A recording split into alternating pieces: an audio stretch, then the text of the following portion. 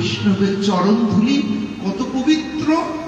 এক সময় নারদ কি বলে, নারদ যখন নারদ এই ব্রজবাসীদের গুরুত্ব বুঝতে পারতেন না, গোয়ালা যারা, বলছে নারদ ব্রজবাসীর প্রেম কি জানো? আমি বলে বুঝাতে পারবো না। কেন?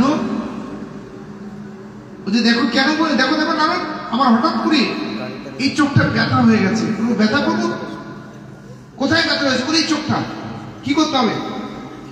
যদি কোনো বৈষ্ণবের চরণ ধুলি নিশু যদি আমার চোখে দেয়, আমার চোখ ভালো।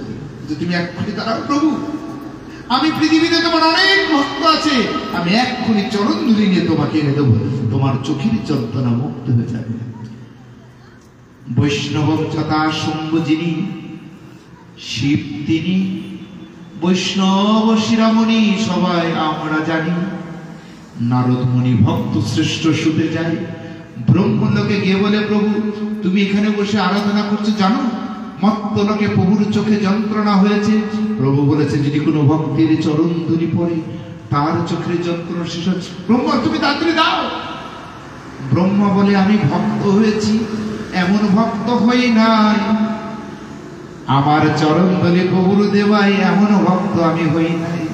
বলে নারদ আমি ব্রহ্মপদে বসে আছি, ব্রহ্মাকে আমি ব্রহ্মপদ সৃষ্টি করতে হতে পারি, কিন্তু ভগবানের চরণ ধুলি দেওয়ার মতো ভক্ত আমি হই না।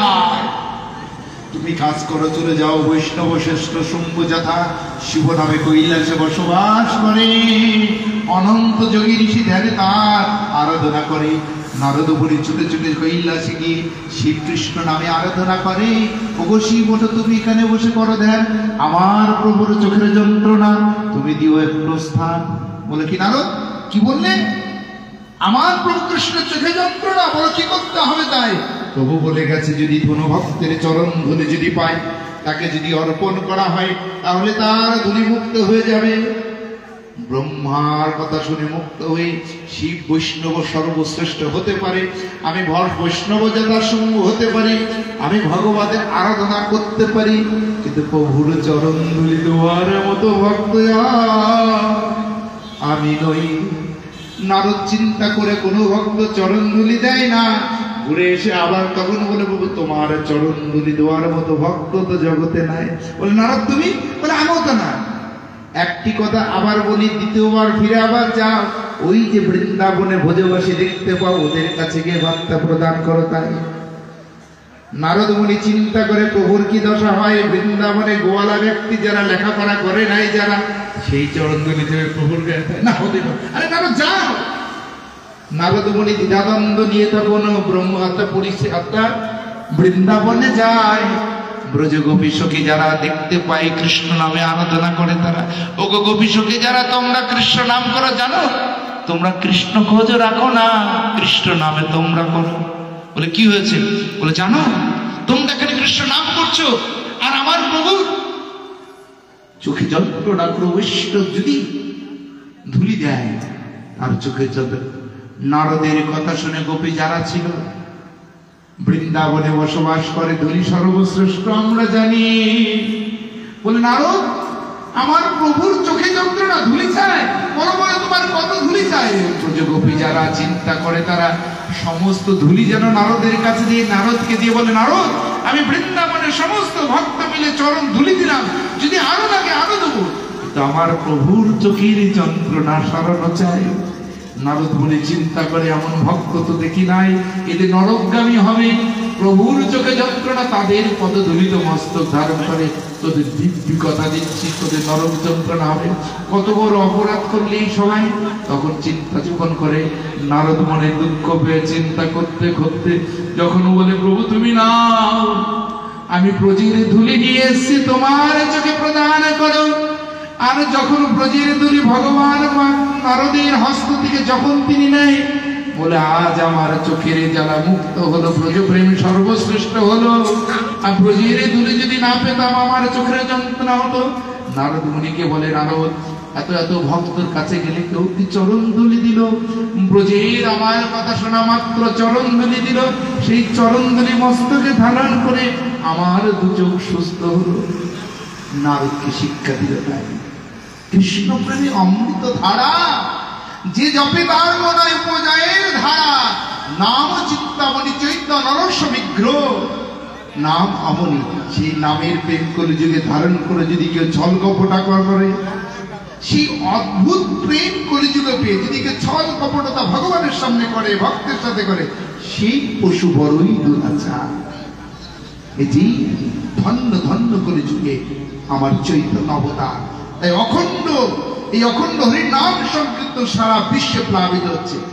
আজ আমাদের নাকাশি করা গর্বের কথা। আমার তো মনে হয় নাকাশি করাতে এত নামযজ্ঞ হয়, নবদ্বীপত হয়। যোগ করুন, এখানকার এতদিন, ওইখানকার এতদিন, ওইখানকার এতদিন, এক আমার যেখানে আশ্রম আছে ওখানে 52টা হয়